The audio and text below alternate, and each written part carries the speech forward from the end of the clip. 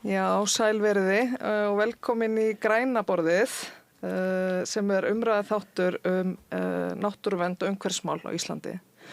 Í dag ætlum við að spjalla votlendi og endurheimt þess.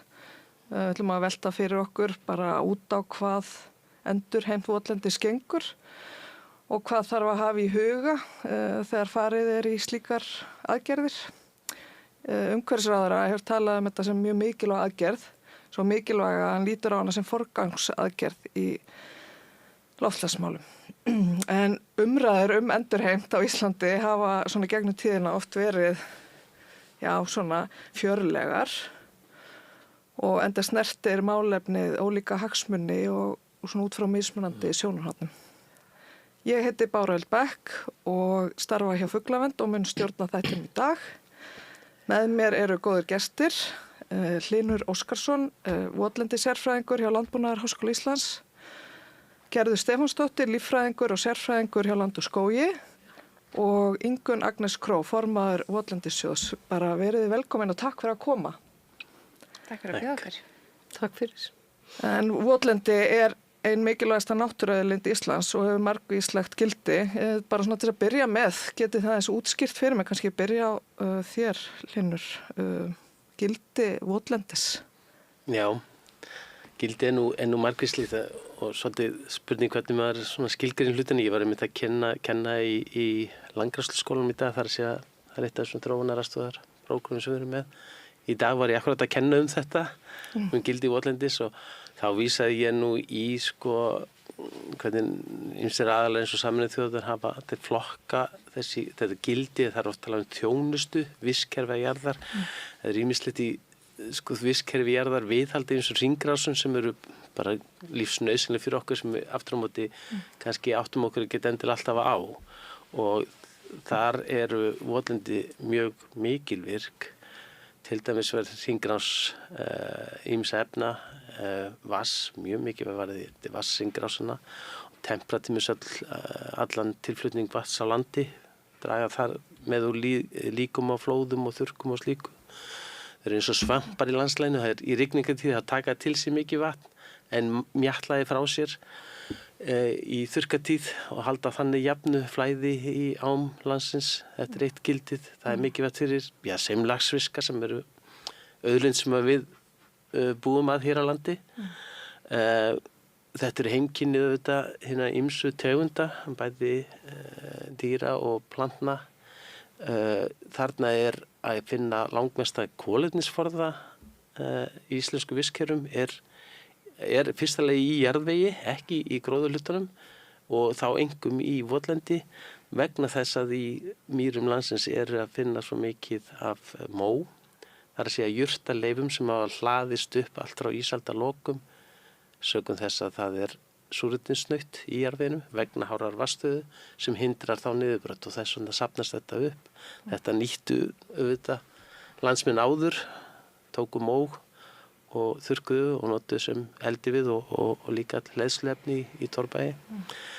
Þannig að gildið ákaflega margþætt. Þetta hvort sem það snertir efna eða eðlisferla eða lífræna ferla eða lífvörur eða myndun jarðvegs eða hringrás næringarefna og jafnvel loftslagsmál sterklega.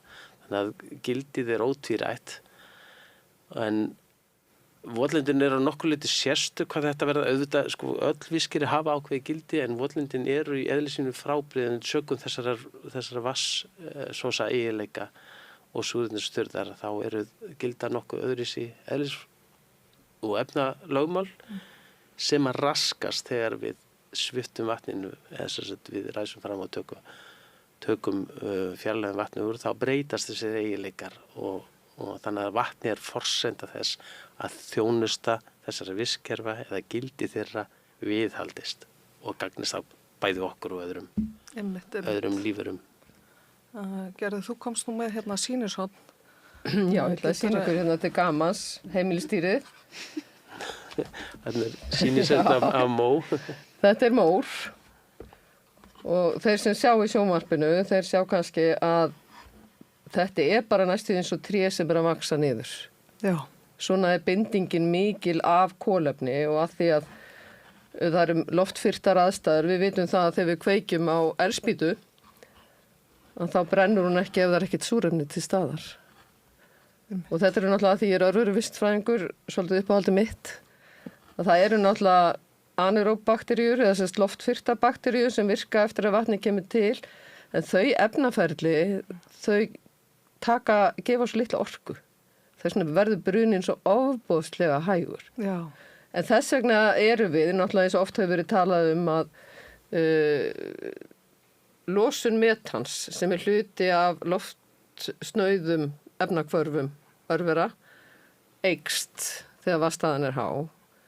En hins vegar þegar hún lækkar þá fáum við aukið niturdíoxíð og við fáum dínitróxíð, ætlaði ég að segja, og líka koltvísýring. En við erum alltaf að reikna, þegar við reiknum út losun frá votlendi, þá erum við alltaf að reikna í koltvísýringsígildum. Þannig að við erum búin að reikna metani líka og dínitróxíð með. Svo fólk rugli því ekki saman. En málið er að þó að metanið aukist, þá er það efnahvarf svo hægt við súrefnisháða efnahvarfið. Að við erum heildar með miklu minni losun. Jafnvel þó metan sé 25 sinnum öflugri gróðurhúsalofttegund. En þarna er bara eins og við sjáum hérna, þetta er bara, ef ekki súrefni til staðar, þá erum við bara að safna tréð þarna onni í gröf og þessu verður aldrei raskar nema maðurinn komið til, kannski einhverjar aurskriður eða eitthvað slíkt. En þetta er varanlega binding aldur og ævi og þess vegna er þetta svo góð binding til þess að stuðla að forsöndum okkar. Og þetta líka gefur lífverunum sem þarna lifa næringu og þess vegna er mikil gróska í votlendi og ef við skoðum til dæmis Arnór Sigfússon, hann hefur verið á Facebookinu og kynnt hver ferðir gæsa og við sjá, og fleiri aðilar verið að svona trakka hvaða ferðir farfuglarnir okkar fara og þau lenda náttúrulega alltaf bólbeint í mýrina. Já. Þannig að þar er þvílíkt matarforðabúr fyrir fuglan okkar og það er sko langsamlega meiri hluti fugla sem nýtir þetta forðabúr þó þau verpi svo kannski annar staðar. Það er ekki bara votlendisfuglarnir sem nýta þetta. Nei, það er yfir 80%, sá ég einhverja rannsóknir. Já, það er rannsóknir að sýnda að yfir 80% fuglategund á Íslandi nýta sko votlendi á einhverju stigi. Já, ekki bara vaðfuglarnir. Já, og þá er ekki þar öllum stundum kannski, en þess að í sínum, þegar þeir eru til að koma upp ungum, þegar kannski ungarnir orðnir vist gamlir, þá farið út í votlendið eða eitthvað slíkt. Og jafnvel forðabúr fyrir þessa hánorrænu tegundir sem borða hér og fara svo verpa í snjó og borða ekkert fyrir þeir eru búin að koma ungunum á legg. Þannig að votlendið er þeim afar mikilvægt. Já. Og svo er náttúrulega líffræðileg fjölbreytileikinn þannig bara gigantískur. Þetta er mjög skemmtilegt umhverfi. Hvað segir menningarlegt gildi? Er það eitthvað?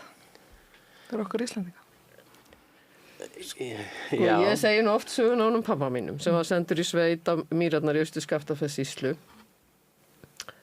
og svo þegar hann fór hann með togara á Höfn í Hornafirði, húkaði far með trillu upp í fjöruna og fekk svo hest til að ríða að Rauðabergi þar sem hann var í sveit og hann þurfti að ríða eftir siglingamiðum. Þannig að það er nú svolítið skrifað inn í DNA okkar Íslendinga að vera ekkit rosalega vel við votlendi eða jökulár. Þetta voru mikla hraðahindranir og fólk alltaf blautt í fæturna.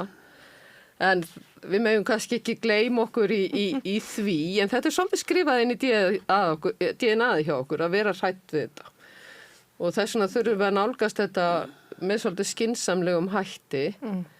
Við fórum náttúrulega svolítið grottalega á staði að þurrka þetta upp og maður skilur það rosalega vel. Já, einmitt. Þetta er eftir seinna stríð, fólk var hrætt við að eiga ekki mat. Já, og í sko víða í sveitum, sumum sérstaklega blautari sveitum eins og út á Mýrum eða eitthvað slíkt, það var alltaf skortur og heifing, það var alltaf erfiðleikum háðan afla nægilis heia fyrir búsmalan fyrir veturinn. Og erfitt. Og þess vegna var sko að þessum fyrstu árum framræðsluna, engum upp í upp úr 40 sko, þegar þetta er þá styrt, að þá er þetta einhverjum nýrækt sko, það er verið að mynda tún og þá er 50 metrar á milli skurða og þetta er ekki stór svæði þá, en þetta er þéttnetta skurðum og það er verið að gera nýrækt og þetta varir, það er mikið nýrækt að gera þess að vera að búið til tún, svona fyrstu 15-20 ári sérstaklega á þessu hálfrar aldar aðalframræslu skeiði og þetta, því verður ekki neitað, þetta breytti miklu. En síðan gerist það að hérna flestir bændur, það er komið með nægileg tún, þekin er nægilega margar nýrættir. En styrkinn er ennþá til staðar og það kemur líka ráðgjöf. Það var orðið svolítið umræðinu hérna á 7. og 8. áratögnum að allt þetta rof upp á hálendinu og var í fóki í burt og allt slíkt og hvað væri nú verið að beita upp á hálendinu, akkur ræsi ekki frekar fram mýrarnar og setið sauðféð þar sko. Já, einmitt. Þannig að þetta var meira sér ráðgjöf. Þannig að þetta heldur áfram og þá tekum við tímabil, 30 ára tímabil eða svo, það sem er mun meira verið úthagaframræsla og jafnvel landamerkja framræsla og slíkt. Og ef ég má stuttlega segja frá þá var nefnilega mjög athyglisverð BS-ríki sem nefndi hjá mér, Sólveig Ólafsdóttir held ég, þetta svolítið síðan. Það var nefnilega til svo góðar hagtölu fyrir hérna landbúnaðinn hér á árum áður og hún tók 2-3 hreppi út af mýrum, tók allar hagtölur eins og til bara ull, mjólk, kjöt, heifing sem hvert var framleiddur versus og tengdi það við skurðgröftin per ár því það var til góðar og þetta helst fyrstu 15-20 árin þá helst þetta saman eftir því sem var ræst fram meira þá jógst afkoma bílana eða afurðirnar en svo gerist allt í henni þannig að svona 60-65 að þá hætta þessa tölur að fylgjast það verður ekki aukning í framræstu bílana en það er stöðugt lengt framræsluskur þannig í þessum mjög áhugavert samanburður. Já, þetta var mjög áhugavert og hérna sem sýnir það þarna sko þessa nýræktir skiluðu ákveðnu en síðan virðist hitt ekki skila sama hérna árangri eða þannig að mér finnst hefðu við haft gæfi til þess að vera með svona gera það sem ég kalla á ensku afsakið ég ekki í íslensku cost-benefit analysis sko, hefði það bara verið gert reglulega á 5 ára fresti, ok, áður við setjum annan milljarð í þetta, hvað ef við setjum 100 milljónir hér í skurðgröft, hverju skilar það? En það var aldrei gert, ekki svo, ég allavega sé neitt það að það hefði verið reglulega metið hverju aukin framleiðsla til viðbótar skilaði. Nei, einmitt, þú talar styrki, þá er það að tala styrki stjórnvalda til bænda sem voru í þessari framleiðslu. Já, þetta var styrkt að stórum hluta alveg fram til 87. Það eins og við vitum á 9. áratugnum þá voru allmargir svona landbúnaðarstyrkir, það var dregið úr þeim verulega en það voru við þá komið einhvað smjörfjall og eitthvað. Já. Þetta var ekki nægilegum tengslum kannski við þarfir en það var, já. En nema hvað það var allavega, það var líka fuglavernd, hvatti mjög til þess að dregið þau framræslu og jafnvel farið yfir í endurheimt þarna upp úr 90 sko. Þannig að það var svona, það var að breytast aðeins hugafæri sko. Sko þegar ég búfræðingur og þegar ég á Hvanneyri þá til dæmis ennþá að safnast upp kjötfjall. Við áttum alltaf mikið kjöt og við framleitum og menn fengu jafnvel ekki lán til þess að byggja 300 kinda fjárhús, heldur urðu að gera það 500 kinda fjárhús og það var ennþá verið að ýta á þessa aukningu þó að menn væri löngu farnir að sjá að hún væri ekki til góðs. Svo enduðu bændur með að þurfa að greiða fasteignaskatt af allt og stórum fjárhúsum að því að svo kom flati niðurskurður og þetta er svona svipað með votlendið. Við erum svolítið lengi að endurskoða hug okkar, þannig að við þurfum kannski stundum að vera svona aðeins opnari og líka kannski styrkja kerfið að því við erum ennþá að framræsa meira heldur en við erum að endurheimta ef við mælum það í lengd skurða en þann dag í dag. Það veit fólk þetta? Sumir. Já. Ég veit ekki hvort það almennt vitneskja. Nei, ég held að voða margir telja að þetta sé bara ekki verið að ræsa fram í dag En það er eitthvað það en þá. Já. Sem að maður er svona bregður auðvitað geta aðstæður kallað á slíkt eða eitthvað svona. Jú.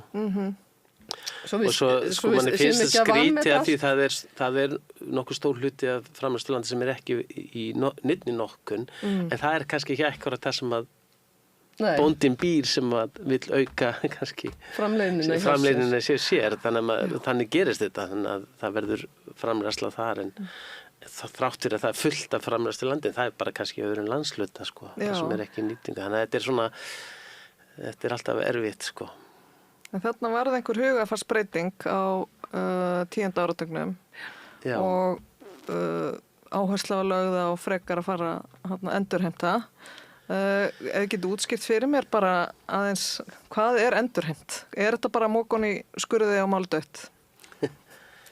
Nei, sko, ég myndi segja það. Stundum hefur það verið gert, en það virkar náttúrulega ekki ef að þeir þröskuldar sem þurfa að vera eða svo breyting sem þarf að vera, því að oft hefur skurðurinn farið í gegnum mistaki arlög og ýmislegt þannig við þurfum að vanda til verka.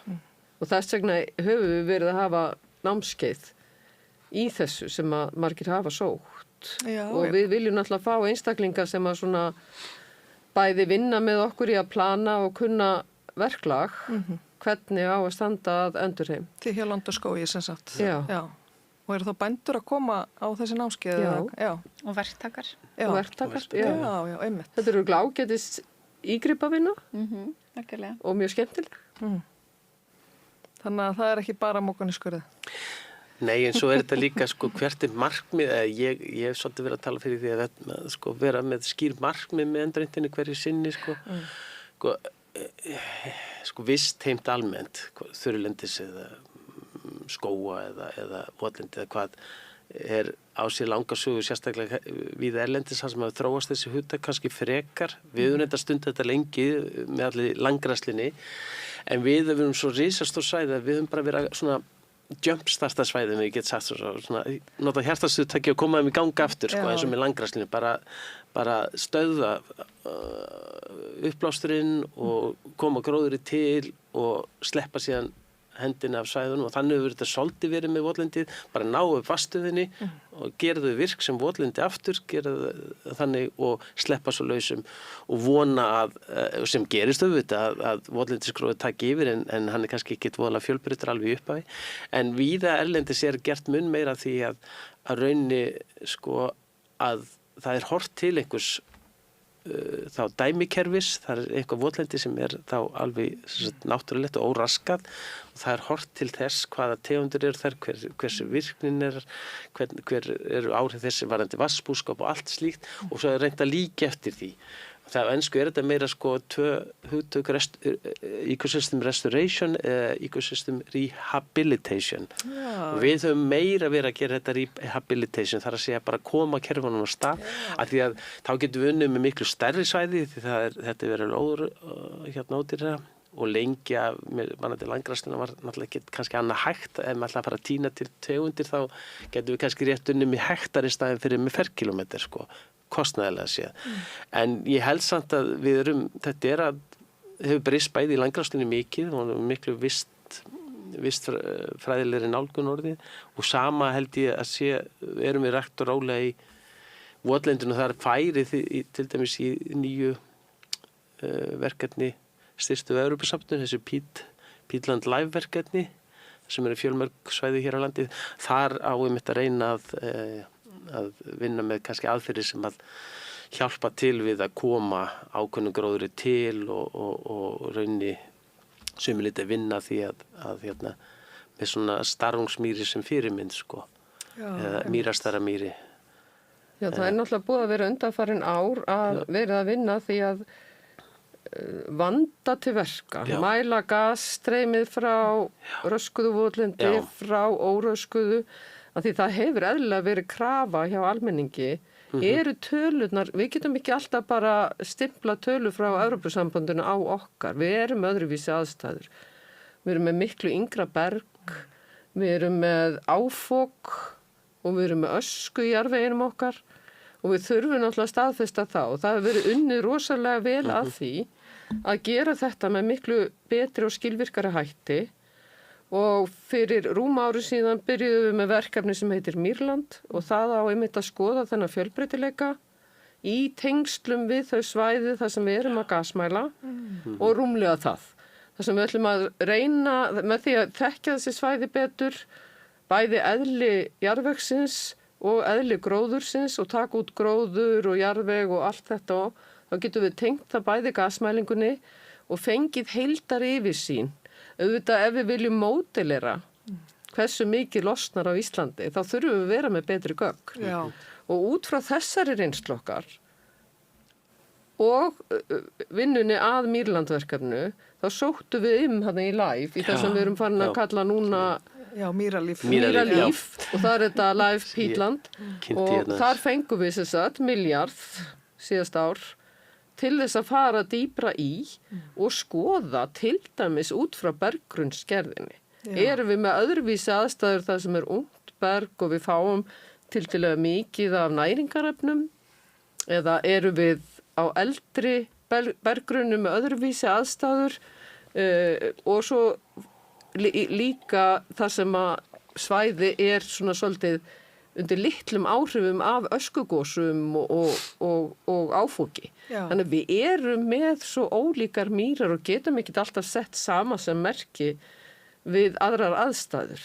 Og þetta hefur verið svona óskum að við vitum meira þetta og við erum að svara þeirri kröfu núna bara og náum að gera það með rosalega góðum hætti með þessu Mýrlífverkefni og vera mjög spennandi tíma. Já, ég takk undir það að það sem að Land og skógur að gera mjög metnaðarfullt hvernig, og þetta akkurat það sem ég meina færast í þessa átt að miklu svona vistfræðilegri, kerfislegri nálgun út frá ákveðnum markmiðum jafnvel til þess að virkilega geta skaffið betri gögn til þess að styðja við síðan ákvarðanir. Já, það má kannski nefna það líka í þessu Mýrlífverkefni. Þá erum við að setja saman alla okkar bestu sérfræðinga frá öllum. Það er Fuglaverndafélagið, það er Náttúrufræðistofnun, það er Land og skógur, það er Landbúnaðarháskólinn og fleiri sem eru að taka þátt í innleiðinguna á þessu og þá eykst líka samtalið sem styrkir okkur. Já, þannig að stofnana. Já, þetta verður mjög spennandi. Já, en hvað tekur svona ferli langan tíma allavega? Svona endurhent. Er Mýri að fara að jafna sig á 2 árum, 10 árum, 15 árum? Ef ég má kannski svara aðeins að því að ég er svo gamall hundur í þessu búin að vera viðlaðan þetta alveg seinustu öld en þannig að við erum alveg við erum með svæði náttúrulega sem opinber hafa verið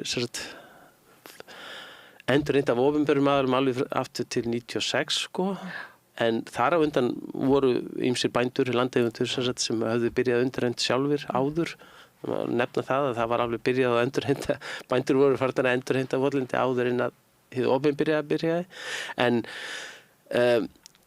ég fór nefnilega það var alltaf þessari spurningu fyrir mér fyrir að ég hefa kannski 10 árum síðan að það var komin hátt í 20 ár af endurheimt og ég var svona að spá í hvernig allir þetta hafið tekist til og þá var meistaranemi hjá mér sem kom í verkefni tími sem var meistaranemi í Þórdís Björt sem núna vinnur á Umhverfisstofnun og hún fór á 5 svæði sem voru allt frá því að vera tiltölulega nýlega endurheimt yfir í held að elst að vera hátt í 20 ára og tók út ýmsa þætti til dæmis hvernig strúktúrar héldu sig þar að segja fyllingar í skurðum eða stíplur eða hvað sem var gert til að hækka vatnsstöðuna kannaði hvernig hvort að skurðastæðin sem voru náttúrulega bara eftir að búa fyllið bara drulla, hvort að það hafi gróið upp, hver var almennt vatnsstaðan, var það votlendisgróður sem hafi komið til og ýmsa svona þætti, hún gerði mjög gott verkefni hjá hún og tók þetta út og við þarna kom í ljós að jú, í sumum tilvikum tókst ágætlega en öðrum tilvikum kom ýmislegt hafði ekki gengið eins og kannski var vonast til, þannig að þetta var mjög góð úttekt hjá henni og hún benti aðallega sin ríkir nauðsyn þessa þegar við förum svona framkvæmdir að fylgis, þetta á að vera svolítið hringur við leggjum að stað með einhver markmið og einhver aðgerðaráætlun og förum og gerum það en síðan mikilvæg þessi eftirfylgni og vöktun eftir á og að taka út og þá betrum bæta ferlið eftir og þannig læra frá því sko. Já, læra reynslunni til þess að segja þetta gera betur næst. Já.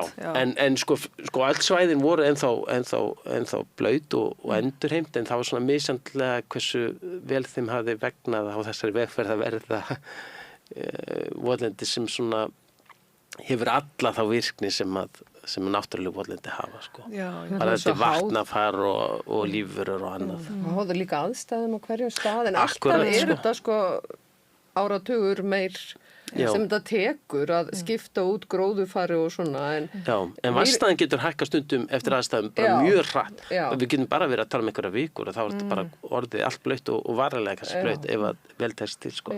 En í öðru tilvíkum lengra. En ef þú myndir tengja þetta við þessu loftslags áhrifin af því maður veit að það tekur tíma fyrir jurtirnar að koma tilbaka og dýralífinu og allt það, en loftslags áhrifin, hversu fljótt eru þau að koma fram? Það er mjög góð spurning. Sko, við vorum með nokkra tilraun í Máahlíð í Bílundreykjadal, það sem var reyndar eitt annað meistarverkefni Rannveig Ólafsdóttir gerði og þar sem að rannsakaði það sem hún mældi losunina, eða gaslosun á svæðinu, framræstu og síðan var það bleitt upp í því en að þetta var nú bara meistarverkefni gat hún ekkert fylgt í mjög lengi eftir, hún reyndar miklu meiri vinnu en átt að gera en nema hvað hún mældi held ég eitthvað 2-3 mánuði inn í ferlið og sýndi að það var bara strax þar, enda blötnaði vel upp í því svæði strax, en það umbreytist strax. Enda er þetta bara eðlis og efnafræði. Leið og þú búin að hrekja lofti út úr jarðveginum, þá var hann mjög fljótur að verða mjög súrefnissnauður, því að það er lífverur sem það er ennþá, það er neitaðis mjög hratt. Það er bara, þetta er orðið súrefnissnautt mjög fljótt. En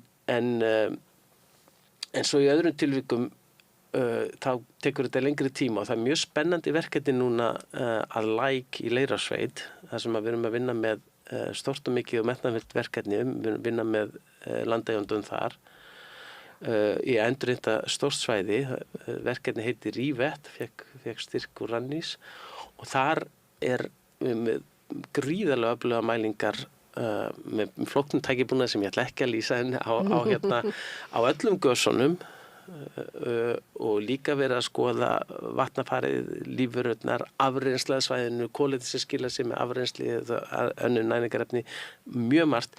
En þar er núna verið að birta, búið að senda inn fyrstu greinin yfir tölur í framræstu ástandi, mjög góðar tölur, þessar bestu tölurnar hingað til, en það var bleitt upp í því, þess að það var fyllt upp í skurði og þetta er meira á hana hæð og þar hefur það tekið 6 mánuði að hægt og rólega að ná upp í topp var ekki klárað held í maí eitthvað svoleiðis að fylla hún í sensta skurði, ég held að ekki verið fyrir í október, nóvember sem að það var orðið fullt í topp en þarna eru alla mælingar á gösum stöðugt í gangi og það verður mjög spennandi að sjá næstu grein sem kemur úr því verkefni sem væntanlega segir þá til hvernig gasbúskapurinn breytist. Það er ekki hluta þessari fyrstu sem er bara sem hefur verið sendið inn til birtingar í Biogeoscience en sem bara mata þessu fyrir endurheimt en mjög spennandi og þannig er að eins og Gerður segir sko við allt það sem er í gangi bæði sérstaklega hjá Landaskógi en líka það sem við erum að gera við og fleiri aðilar koma eins og Háskólann á Akureyri og Náttúrufræðistofnunina að það er að koma fram svo miklu betri gögn núna sem gefa miklu heildstæðari og betri mynda því hvað gerist í kjölfar þess að við ferum að breyta upp í svæðum og þetta er bara því bara fagna því að þetta hefur skaffað bæði landeigundum en líka þeir sem þurfa að taka ákvarðanir í loftslagsmálum eða öðrum málum eða bara til að bæta vatnafar í landslæginu. Við erum að fá afrennsli skoggtímis þarna þessu Rívett-verkefni, hvernig það breytist. Það mun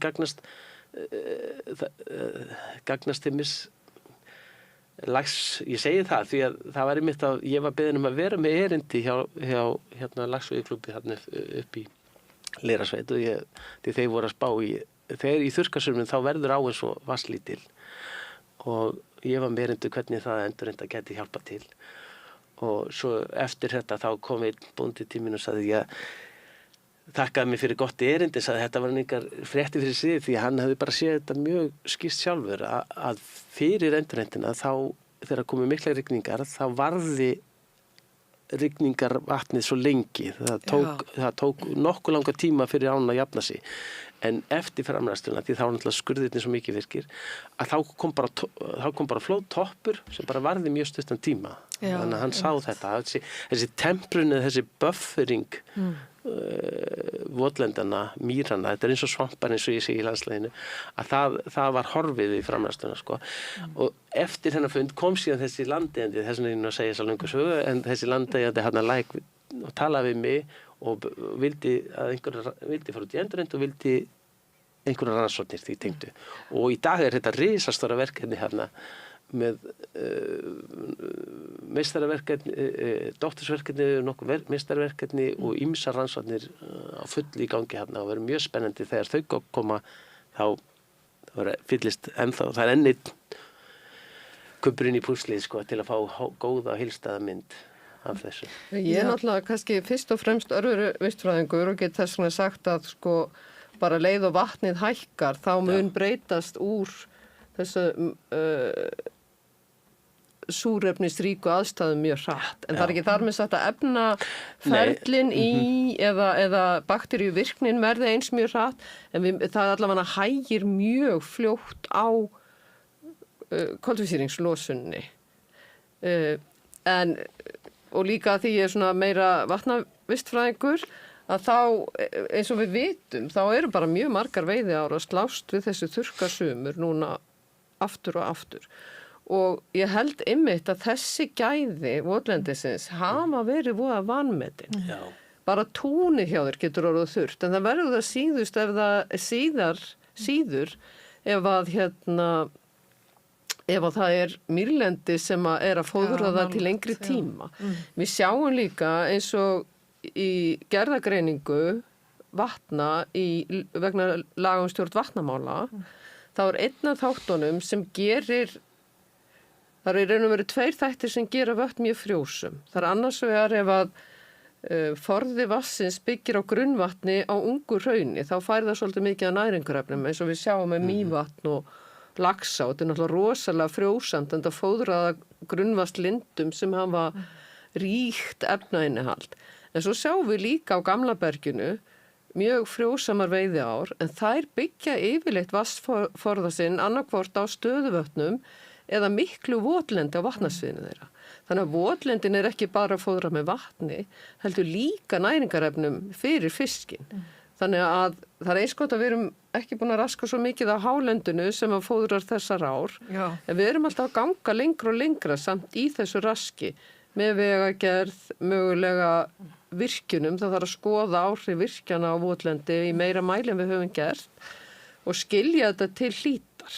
Að við sjáum eins og Selá í Vopnafirði, mjög frjósum á en hún er ekki á Nýjaberginu en hún byggir á stóru votlendi á heiðanum ofan. Já, einmitt. Þannig að við gerum okkur ekki alltaf grein fyrir hvað rask á einum stað veldur á öðrum stað. Já, einmitt. Mjög góð punktu, bara taka undir þetta. Við þurfum, við erum náttúrulega bara ekki vön að hugsa alveg á stórum vatnasviðum, sko, en sko vatni tengir allt, sko. Það er nefnilega það sem, sko, allt sem segjum að við erum einhver dal sem er svona vatnasvið, allt sem fellur, allt regnvatnið, það safnast í einhverja lækju og svo jánna og svo streymir og niður sjó. Allt sem er gert í þessum dal, þess ber merki í vatninu. Það skila sér allt fyrir að síður í vatnið. Það er svo skert, ef við erum mikil eiturefnanokun eða næringarefnanokun eða það er mikið rof í gangi, þá mun þá sjást, ef það er mikla framkvæmdir, þess alltaf sjást merki þess allt í vatninu og það safnast upp þessi signaratúr landnýtingar en ef við getum sagt svo í vatninu. Þannig vatni, þetta lifandi vatni, það er svona þess svona sko leið og ferð eitthvað að eiga við votlendin, þá breytur þessu öllu, þess svona hefur áhrifin út fyrir votlendi sjálft. Keðjuverkandi. Já, ef ég má segja eina örstuðtarsögu en það var hafði samfætað með eldri maður fyrir 15-20 ára síðan og vildi að ég kemi að tala sjá hvort það verði eitthvað endurreynt hægt að gera hjá sér. Þetta var bóndi norður í landi og ég fer og hitt hann og hann var mjög eldri maður og gengur við hækju og við stöðnumst að nýrtu þá ville hann fara að endurreynda lækin. Ég vissi það ekki og ég var bara mjög hrifin af þessari hugmynd Og ég skildi ekki alveg, hann lappa mér niður að læknu sko og ég sé bara læk og hvað akkurat vil hann endurheimta. Og svona hér var hylurinn sem ég lærði að synda og hitt og þetta, allt svona talandi svona kultúral sko. Þá það þannig að hann hafði ekki neitt gert, heldur var það framræsla miklu ofar í vatnasviðinu, ofar í dalnum, sem að hafði skólað svo mikill möl þegar það var niður að það var búið að fylla í alla hyli og pytti í læknum og hann var bara orðin bara mjög flatur og grunnur. Já, ekki þetta synda. Já, og ekki þetta synda og ýmislegt annað og það hefði verið ákveðin fiskengtan náður sem að hann, ég hef náttúrulega ekki einu gögn fyrir því en hann sagði að það væri horfin og hann vildi endurheimta þetta. Mér finnst þetta mjög góð hugmynd hjá honum en þarna fór ég, hann opnaði algjörlega augum í fyrir því, býtu, vá, já, þetta eru hlutinni sem við áttum okkur ekki á. Já, við förum yfir í einhverja landbreytingu og svo er bara kannski áhrifin einhvers þar allt annars staðar, sko. Þetta svona við hugsum aldrei svona holistik. Nei. En það er náttúrulega líka sem kemur fram í þessari könnun að þú veist 65% aðila hafa áhyggjur af afleiðingum þess að endurheimta á einum stað, hvaða áhrif það hafa á annan stað og við erum í okkar svona aðferðafræði við endurheimt mjög upptekin af því einmitt að bóndi A geti bara ekki raskað svæðinu hjá bónda B eða sveitafélagi eða hvaða nú er. Já, einmitt. Að við skoðum þetta heildstætt. En auðvitað sést mann ekki alltaf fyrir eins og þessi góða saga segir okkur. Sko. Nei, það þarf líka sko passa upp á það í endurheimt votlendis sem sé mikið að bleita upp í túnum á næsta bæ eða eitthvað slíkt sko. Það þarf að hugsa þetta svolítið út frá landslæginu. Og gera þetta í samvinnu. Og gera þetta í samvinnu með alla aðeila, akkurat sko. En það er bara grunnmottoðu það ekki hjá Land og skógi það er þessi samvinna við alla hagaðala, það ekki? Jú, skilgreina alla hagaðala og hafa samvinnu og mér fannst það mitt kom sterkt fram í þessu samtali, þessum setningum þessum þú sendur okkur úr könnuninni. Já, kannski segja ykkur aðeins frá könnuninni en þetta verkefni Mýralíf framkvæmdi á dögunum, könnun meðal hagaðala það sem var spurt bara út í votlendu endurheimt, bæði varandi þekkingu á endurheimt og bara svona viðhorfi til endurheimtar og þar kom fram, einmitt mjög áhugavert eins og nefndir sko að margir töldu sig hafa mikla þekkingu á votlendi og það var mikill stuðningur við líffræðanlegan fjölbreytileika og loftslagsávinningin. Helstu áhyggjur fólks samkvæmt þessari könnun kom ekki framvarandi vistfræðina heldur einmitt í ferlinu þess að við erum að tala í kringum endurheimtina og það helstu áhyggjurnar snéru sérst að hagsmuna árekstrum, ágreiningu landnýtingu, skort á fjármagni og samráði og svo vantrausti. Það voru nokkri sem að nefndu það aftur varðandi að það virtist ekki alveg vera nóg mikið traust þá, sérstaklega milli landeiganda og bænda og síðan þá þessar aðila sem að vilja endurheimta og er með þá orðræði. Þannig að það voru áhugavert að heyra frá ykkur hvað ykkur finnst þetta hvað er að valda þessu vantrausti? Af hverju erum við komin þangað? Ég held sko við erum náttúrulega alltaf að telja aura og saga í sundu kókflöskur til að eiga sína safnara. Svona hefur lífið verið í líffræðiransóknum. En nú fáum við styrk og getum gert þetta betur. Og það er náttúrulega bara, við höfum aldrei til dæmis haft peninga mikla í samtalið. Já. Sem var sérstaklega lögð áhersla á í þessu Mýrlíf verkefni. Að það væri kynning og samtal. Og ég get bara nefnt það að fyrir rúma ári þá var ég með smá erindi fyrir hóp svona uppræktar bænda hvað heitir það? Upprækstrar? Nei. Það heita Bændur græða landið. Já, er í bændur græða landið og þetta heit afsakið sveitunga mín. Uppgræðslu. Já, þeir eru svona hópur sem er í uppgræðslu landsins og ég hélt erindi fyrir þá votlendið og var að segja þeim frá lífríkinu þarna og það er svo margt heillandi og merkilegt. Við erum til þess með í Mýrlandi í Mýrinni þá erum við með barnamósa og barnamósin hann dregur í sig svo mikið vatn að í gamla dag var hann notaður sem bleiur fyrir unga börn. Já. Kannski bara betri en Pampers eða hvað það heitir nú allt í dag. Og það er svo mikið saga og þetta er svo mikið líf og ég hélt erindi fyrir það og kynnti það fyrir þessum fuglum og var það akkurat með nýjustu gæsaflugin frá Skotlandi og til Íslands og sýndi þeim þetta og þau voru öll bara heilluð og fannst þetta frábært og voru einmitt að segja að þarf að gera meira af þessu. En með núna þessu Live Peatland verkefni þá fáum við tækifæri til þess að kynna þetta betur. Já. Og að vantar samtalið í svona áður en það komið út í að vera einhverjar alveg uppiði sem nágranna mál heldur bara sem upplýsingamál. Já. Ég held að það eigi eftir að gera okkur svolítið gott. En það er bara í eðli Íslendinga að vera skeptískir. Við mótmæltum nú ekki vatni í rör fyrir ekki neitt. Tala nú ekki við mótmæltum að skorpirði sett í rör. Og við mótmæltum símanum. Við erum bara skeptísk eðlisfari og viljum að hlutirni sé í lagi og við erum þó við séum þetta reddast þjóð þá erum við svolítið nákvæm líka. Mótmæltum öryggisbeltum í bíla? Já. Harðlega, já. Og nú er það bara orðið átári í flex, sko. Þannig að við hikum við. Já. Eins og við getum samt verið duglega það á reynir. Og ég skil það vel, af því að ég er svona sjálf. En mér finnst svo heillandi þegar maður hittir fólk sem að, eins og kannski þennan gamla bónda með lækinn sinn, þegar maður hittir svona framsýnt fólk. Það voru til dæmis, ef ég veit rétt, þá voru það kvískerja bræður eða systkinin sem voru fyrstu sem venduðu votlendi. Af því þau voru svo miklu náttúrfræðingar í sér að þau vissu, fuglarnir skiptu svo miklu máli í þeirra lífi. Og þau vissu að þetta var grundvallur fyrir fuglalíf. En þetta er náttúrulega fólk sem sér svort fyrir horn og mættu vera meira af svoleiðis fólki sem að stytta okkur leiðina. Já, einmitt. Það er líka bændur í Svarfaðardal, Svardælingar. Já. En það er friðuðu nú fyrsta allan dalbottin, þetta er alltaf votlendi, sko. Það var... Bændur hafa oft verið mjög framalega í náttúruvernd eins og Mývatnsmálið hvernig sprengtu heilu stíflu eða Svarfaðardalurinn að bara að þeir ákveða frið að þetta svæði. Oft þekkja þeir landi best og nærumhverfið, sko. Og einhver sá sem ég veit, það er bóndi í Reykjólasveit sem að byrjaði endurheimt votlendis, hann var bara ekki dánað með hvernig það hefði komið út og hann byrjaði strax upp úr 70, vel á undan allavega öðrum.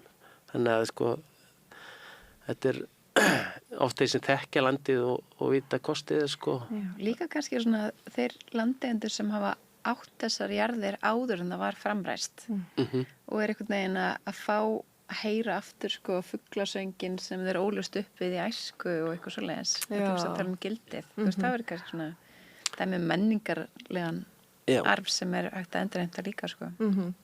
Akkurat, sko, því allir þessi bændur sem ég var aðstoð hérna yfir, þetta var nú meðan ég var í þessu sem var svona yfir 20 ára tímabil, að þá voru einhver tvær ástæður, það var þetta, menn söknuðu mýletisins eða stundum með þessi heilu stöðuvatn eins og Kolviðarnas vatnar á Snæfellsnesi, og svo hin ástæðan var, og það voru nokkuð tilfelli þar sem að það voru bara, töpuðu alltaf mörgum skjátum eða rollum onni í skurðina og bara, og það var eitt bóndi sem yfir 20 einhver ára tímabil, þá voru það yfir 300 fjár. Þetta voru alltaf allnokkrar á ári, ég manna ekki milli 5 og 10 ári, sko. Og það er svolítið minna og hann endaði með vókun í bara út af skurðina, bara alveg hægri vinstri, sko. Það er svolítið minna að tala það búféð sem hefur farið í skurðina heldur en menn eru mjög hrættir við keldur. Já. Og við þurfum að hafa það í huga til dæmis, að það er ákveðin svæði sem mynda keldur og það eru náttúrulega stórhættulegar. Og við þurfum að hafa það í hugað í endurheimtinni. Hvaða hættur við getum myndað. Það er svona akkurat, ég er ekki mjög fylgjandi bara stíplaskurðina því að það var það búið með mjög bröttum bökkum stúð fullt eitthvað sem er bæði hættið fyrir börn og dýr, sko. Þess vegna er oft gert að það er svona flatt út meira, þannig að ef þú gerir eitthvað tjarnir að stíplar þá ertu að gera þetta svona aðgrund, sko. Og það móti sér kannski á aðeins lengri tíma en hefnast kannski líka betur. Það er Einmitt. einmitt kent á námskeiðinu ykkar, veit ég, Já. Hjólandarskógi. Já, þessi aðferð Þessi aðferð, að gera þetta svona einmitt á svona hægt og rólega sko, þá fletur þú bara út sko út frá skurðunum og þá dýstupunkturinn kannski skurðbotnin fyrri en hægt og rólega verður það greinir og þá er engin hætta sko þannig séð og þá farið oft góðar starar sko vöxt í greinir svæðunum og verða með falli votlendi með tíð og tíma. En þarf að vera meiri svona, svona fjárhagslegur ávinningur fyrir bændur. Núna, hvernig er þetta hjá ykkur eins og ég votlendisöðu, hvernig horfir það við ykkur? Mér langar, ef ég má, fá að grípa fyrst það sem þú veist að tala um vantraustið. Já. Af því ég held að það liggi líka ákveðin svona miskilningur einhvern veginn í þessu varðandi það, sko, hvað eigi að framræsa? Nei, endurheimta, segi ég, af því að, það er enginn að tala um það að fara að taka einhverjar jarðir úr landbúnaðarnotkun eða úr bara einhverju notkun, hvaða notkun sem er í raun og veru. Heldur er alltaf bara verið að horfa á þessa úttaga sem að er ekki verið að nota í neitt, sem að og væri það einmitt þetta geima frekar sem votlendi og ef að seinna mér er þörf á að nota undir landbúnaðar landa þá væri hægt að framræsa það aftur. Þess vegna, sko. Betra að geima í því standi. Já, miklu sjálfbærara. Já, heldur næringarefnunum betur. Nú er ég ekki sérfræðingur. Nei, heldur næringarefnunum það er habitat fyrir dýrin og plönturnar og það er ekki að losa gróðurhúsalofttegundir. Sko.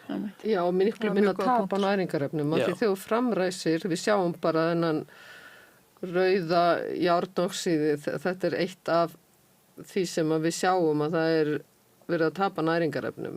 Það er bara svo sýnilegt. Það er mörg önnur næringarefni sem við töpum þegar við erum að skóla svona hreinlega út. Já. Það liggur í bara, má segja, hlutarins eðli. Og við sjáum það yfirleitt er það við þessa framræstu svæði þar sem að við sjáum mikið af þessu járnoxíðum sem falla út svona, og fallega appelsínugull litur en það endurspeglar stundum þetta mikla rask sem verður. Og já, ég held að það sé mjög mikilvægt og þá heldur næringarefnum þínum. Það er náttúrulega ástæðan fyrir að menn fara að framræsa vegna þess að þetta eru svo, hvað má maður segja, djúsi svæði. Þetta eru svæði þar sem að grasið grær bara svo engins í morgundagurinn af því það er til staðar svo mikið að næringarefnum. Einmitt. En varðandi þetta, nú vitum við þetta, margir bændur eru sko bara náttúruunnendur og myndi kannski vilja gera þetta fyrir landi sitt að endur að sjá annað en einmitt. Hver er hvatinn fyrir það að gera það? Sko, til dæmis samanborið við skógrækt.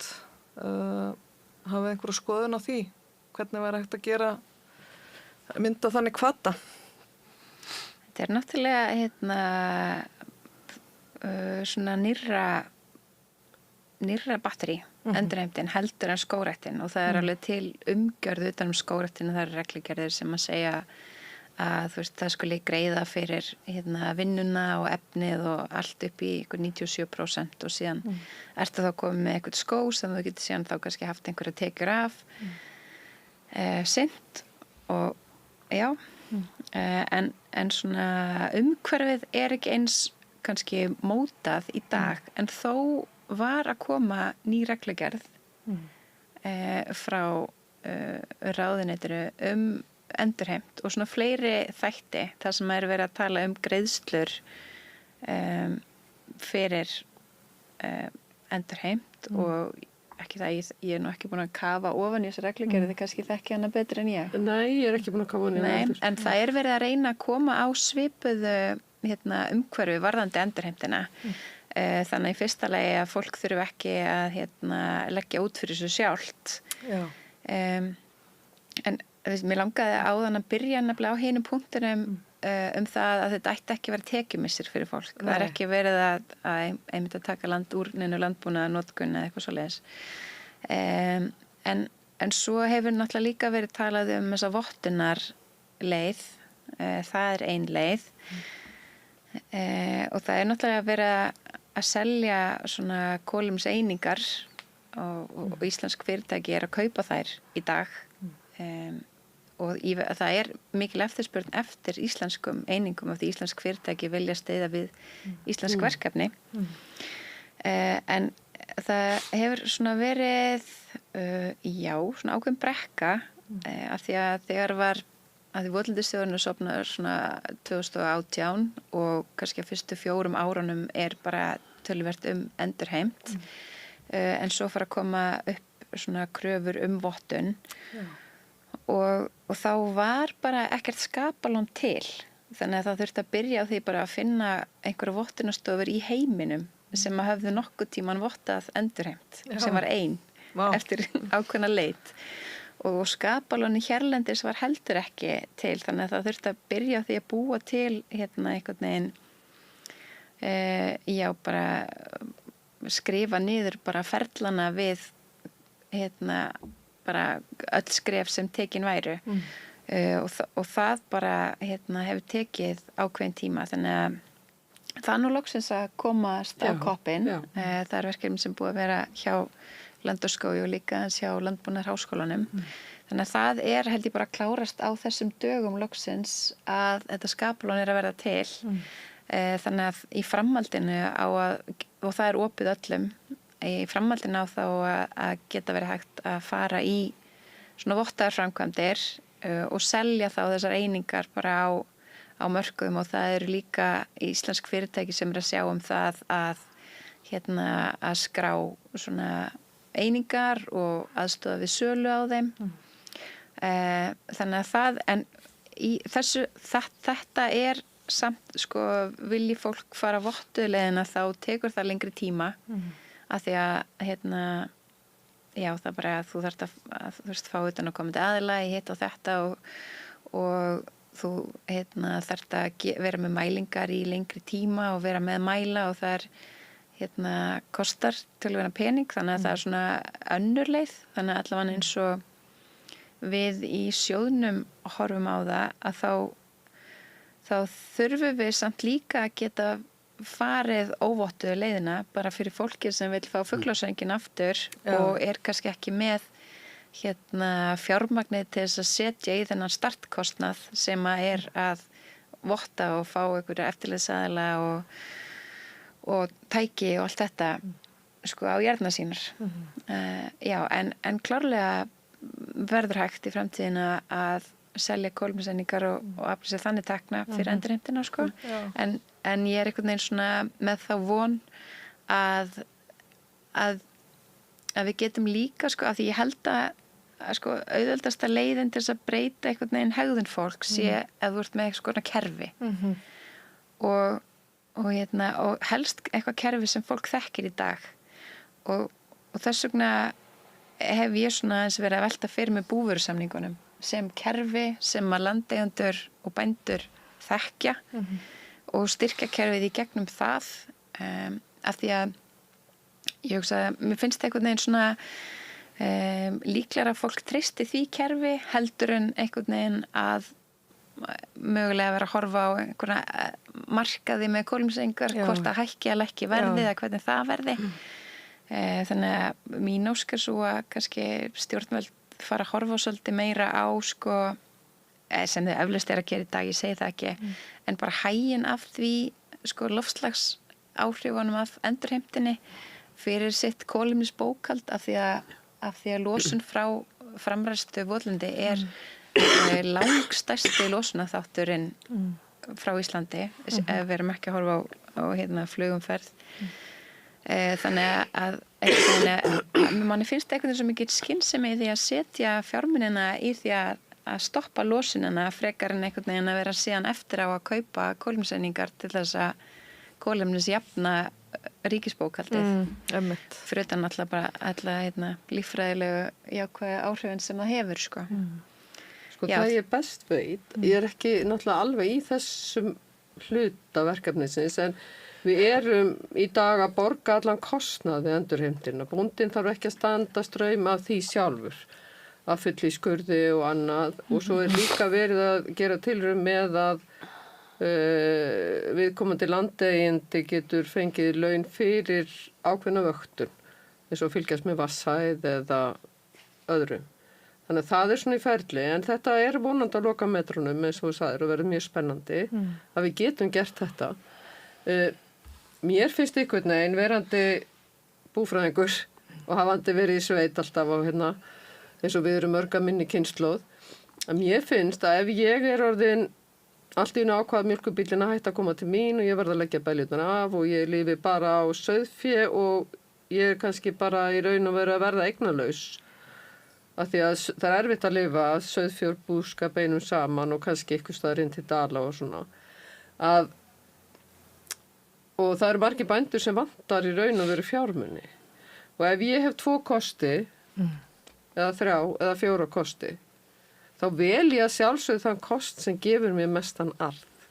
Og þess vegna þurfa þessar leiðir allar sem við getum gert að vera góðir kostir. Þetta bara í mínum huga að við getum ekki sett fullt af peningum í eina leið en ekki aðra og reyna þannig líka bara að auka fjölbreytnina hjá okkur. Og við höfum marga kosti, þeir séu sambærilegir og séu valkostir. Já, það er áhugavert þarna að það sem kom fram í þessari fyrrnefndu könnun, þá voru þáttakendur beðnir að koma bara með svona hugleggingari athugasemdir varðandi endurheimt og nokkur ummæli, bara svo ég fá að lesa nokkur hérna upp. Það var þetta, þau vildu meira samráð, samtal og upplýsingamiðlun og vanda til verka og fá almenna sátt verkið og skilning á mikilvægi þess. Vöndum vinnubrögð, samstarfið samtök bænda og traust gagnvart bændum sem að rækta landi sitt af alúð, skýr markmið sem allir þekkja, samfella, aukið samtala milli ríkistofnana. Þetta er eitthvað sem við núna í dag talaðum og virðist vera ofarlega í huga þáttakenda og ekki eyðileggja ræktarland. Það kom mjög oft fram. Það er hræðsla að sé hugsanlega vera að taka af fólki eitthvað sem að þér kært. Ekki fórna ræktarland í endurheimt sem því að það sportnaði fæðuöryggi. Vandvirkni, vélatögu máli. Þetta er allt svona undir sömu formerkjunum í rauninni. Þessi fæðuöryggis umræða einmitt, hún kom svolítið sterkt fram á COVID-tímanum til dæmis, þannig að það er bara skiljanlegt. Við viljum geta verið sjálfbær og ég held að það hafi, ég held að við séum öll svolítið á sama stað hvað þetta varðar. Það er enginn með eitthvað svona óskhyggju heim í huga. Nei. Eða ofstæki. Við verðum náttúrulega bæði, við verðum að lifa af landinu, en við viljum reyna að halda í gæði þess líka. Og gæðin er allt frá fuglunum og gróðrunum, en líka góðu vatni, vatnafari, og virkni þessari vistkerfa og þetta er bara pínu trikki að gera en ég held að setja afkasta mjög miklu og aldrei koma þær ætti geta þurfa að vera neitt hræðsla við varðandi ræktarlanda því að það er hægt að gera svo mikið og enginn að tala það því að við þurfum á ræktarlandina að halda til að framleiða það matvæli sem við þurfum. Já, einmitt. Já, við viljum líka búsælt í sveit og við viljum, það er stefna að hafa landið í byggð, þannig að þetta þarf alltaf að fara saman. Og verandi frá Landbúnaðarháskólanum ætla ég aðeins bara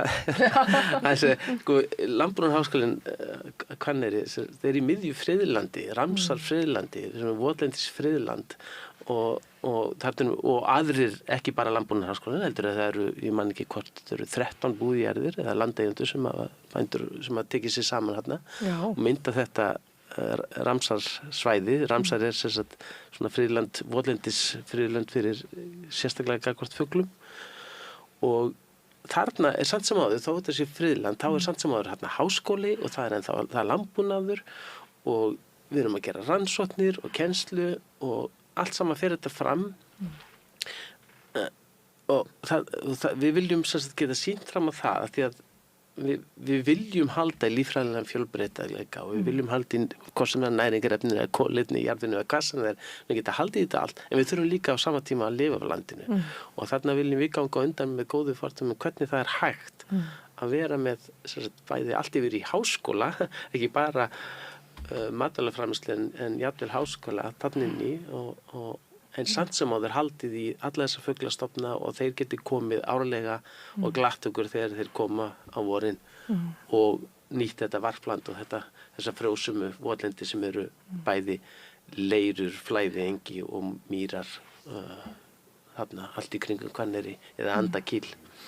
Þannig að mér finnst það bara frábært svona dæmi hvernig þetta að gera þetta. Sko. Já, þá í góðu samstarfi og með góðu samtali og allt þetta. Já, þar hefur þegar verið endurinn skóvalandi og fyrsta sem drófubera var í landi skólansrændar að hesti en síðan í þessu stóra mýrlíf verkefni einmitt allmarg svæði þar sem á að endurinn núna. Og þetta markmið skólans að stöðugt að vera að bæta sitt land, að skila því áfram í betra ástandi. Og við viljum líka stunda vistindi í það þó nokkuð mikið rofi í holtunum. Við viljum reyna að koma til gróðri þar og bæta það líka. Ekki, þannig að það líkist meira eins og þetta var áður, gróin holt og mýrarsund á milli. Sko. Já.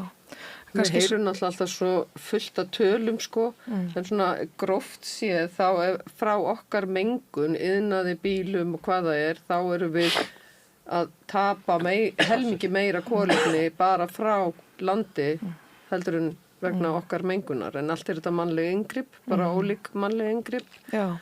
Þannig að við verðum svolítið að horfast í augu að við þurfum að bakka aðeins þar sem við getum. En eins og þú nefndir, sko, við ætlum ekki að fara að ráðast á landbúnaðinn sem slíkan og við viljum halda landinu byggð og við viljum að við séum sjálfbær. Einmitt. En það nóg að landi til og við sjáum bara að á landinu öllu erum við búin að framræsa 50% af votlendi.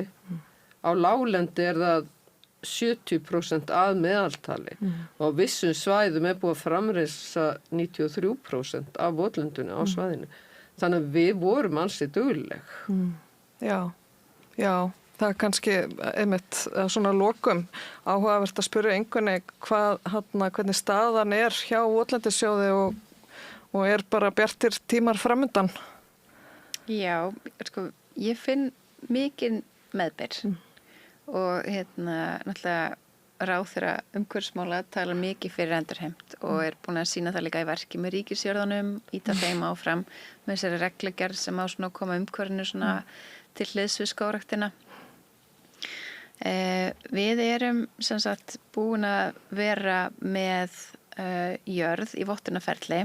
Við erum búin að taka svona mælingar yfir 1 vaxtartímabil en það þarf sem sagt mælingar yfir 2 vaxtartímabil áður en það síðan farið í endurheimtina sjálfa, sem sagt framkvæmdina. Þannig að við erum að vonast til þess að í haust þá geta farið þá í framkvæmdina sjálfa og endurheimt þessa jörð og fengi hana síðan skráða og verið með einingar í sölu og þetta svona svona ákveðin fyrirmynd og kannski bara líka svolítið til þess að sýna fólki að þetta sé hægt. Við ætlum alveg að vera með öll okkar gögn opin og viljum bara endilega hver sem geti nýtt sér þau sem vilja fara í votta endurheimt. Þannig að svona reyna að brjóta niður eina hindrun í einu. Já, þannig að þið búið til svona eins konar módel. Já, það var hugsunin. Og svo á sama tíma Land og skógur líka að fara með jörð í gegnum öðruvísi vottaferli og við erum bara mjög miklu samstarfi við Land og skóg varðandi okkar vottun af því að Votlendissjóður er í raun og veru bara verkfæri til þess að auka endurheimt votlendis. Þetta ekki einhvern veginn svona eitthvað fyrirtæki eða gróðamaskína. Þetta bara sjálfsegnar sjóður og stjórnarmennir og ólaunaðir og það engin starfsmæður. Þannig að við erum bara svona að reyna að ýta þessu verkefni áðan til þess að búa til þessa fyrirmynd sem að aðrir geta þá fyrir einkaðila, sem sagt, eða Nei, það þetta bara landeigandi sem á þetta land. sem mun þá fá þessar einingar sem kemur út úr þessu. En þú veist, það er engar, þetta er ekki hagnaðardrifin starfsemi í Votlendissjóður, hann er bara einhvern veginn að reyna að pota og íta og pota ykkur að ráðherra og hitta fólk og eitthvað svo leiðis. Og íta þessu verkefni áfram. Þannig að vonandi verður þessi fyrirmynd tilbúin og síðan þarf að líða ár og þá er þetta tekið út. Hvað ég var að segja, vonandi í lok næsta árs, kannski vorið eftir það. Og já, þannig að þetta var bara halda áfram, það má ekki gefast upp. Nei, einmitt. Það þýðir ekki. En við erum bara bjartsýn hér við borðið og Já. Ég bara vil þakka ykkur kærlega fyrir komuna og með þetta góða sýni, takk kærlega Já. Heiðar. Þarna niður tréð. Já, einmitt. Takk hérlega. Já, bara takk fyrir að stuðla þessu samtali. Já, bara gaman.